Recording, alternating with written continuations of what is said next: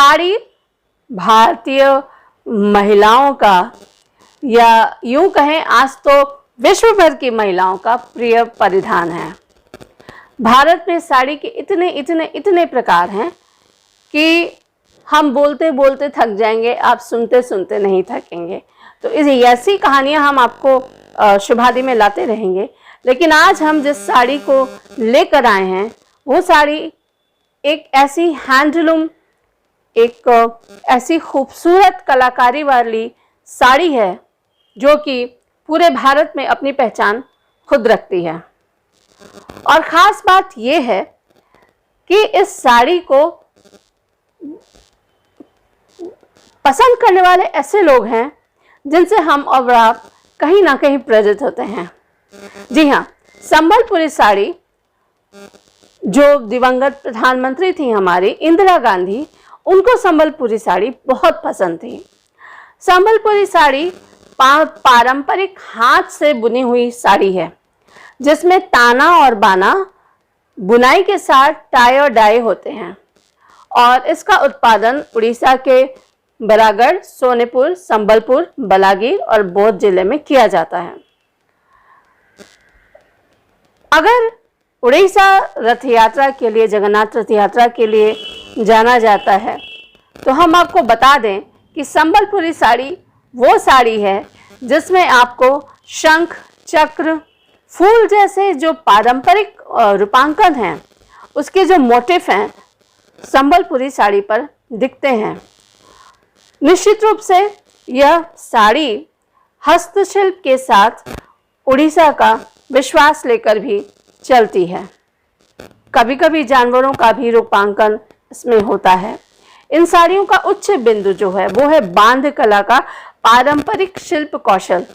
इस तकनीक में जो धागे हैं उनको पहले टाई डाई किया जाता है और बाद में एक कपड़े में बुना जाता है। इस पूरी प्रक्रिया में कई सप्ताह लगते हैं।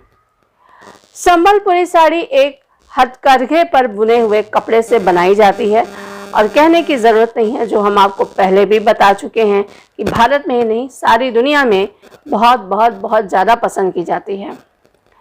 संबलपुरी साड़ी की जो किस्में हैं उनमें सोनपुरी, पसापाली, बोमकाई, बारपाली और बाप्पा साड़ियाँ शामिल है जिनकी बेहद मांग है।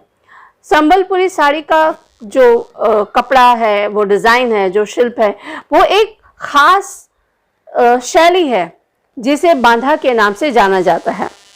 परंपरागत रूप से शिल्पकारों ने वनस्पतियों और जीवों की छवियों के साथ ज्यामितिक जो पैटर्न है उनके साथ बांधा का निर्माण किया है।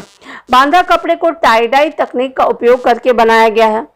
रंजक के अवशोषण को रोकने के लिए यार्न यानी धागे को वांछित पैटर्न के अनुसार बांधा जाता है और तब रंगे जाते हैं जो धागे हैं।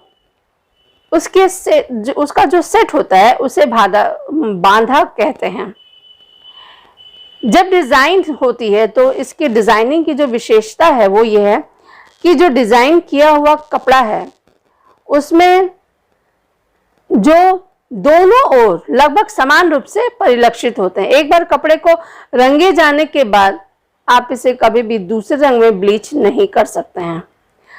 कपड़े पतले और धीरे धीरे खराब भी हो सकते हैं, लेकिन रंग कभी फीका नहीं पड़ता है।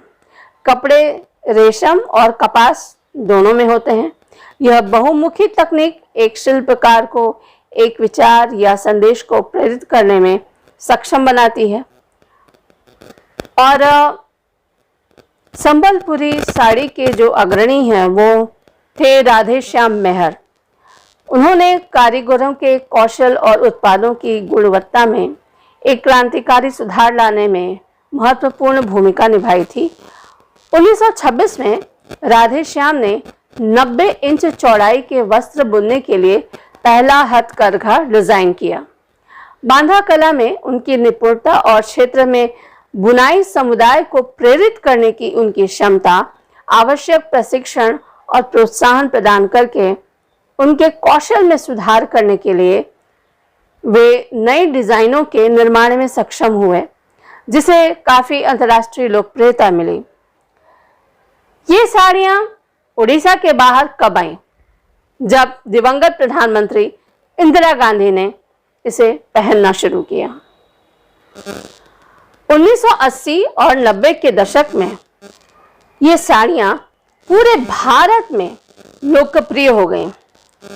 इस कला का अभ्यास करने वाले बुनकरों को सुरक्षा प्रदान करने के लिए उड़ीसा के संबलपुर और बहरमपुर में हथकरघा रेशम साड़ियों को भारत सरकार की भौगोलिक संकेत रजिस्ट्री में शामिल किया गया, यानी जीआई टैग है। उद्योग संबलपुरी साड़ी, संबलपुरी वस्त्रालय हैंडलूम कोऑपरेटिव सोसाइटी देश की सबसे बड़ी प्राथमिक हथकरघा सहकारी समिति है।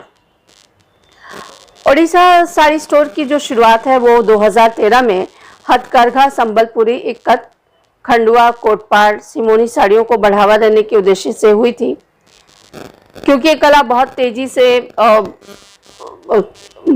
से मर रही है ऐसा कहा जा रहा है।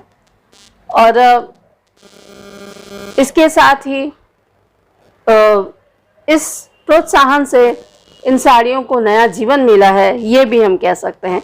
तो आज निश्चित रूप से कलेवर बदला है, समय के साथ हर चीज़ बदलती है, साड़ियों का अंदाज भी बदलता है, उनके उपयोग का अंदाज भी बदलता है।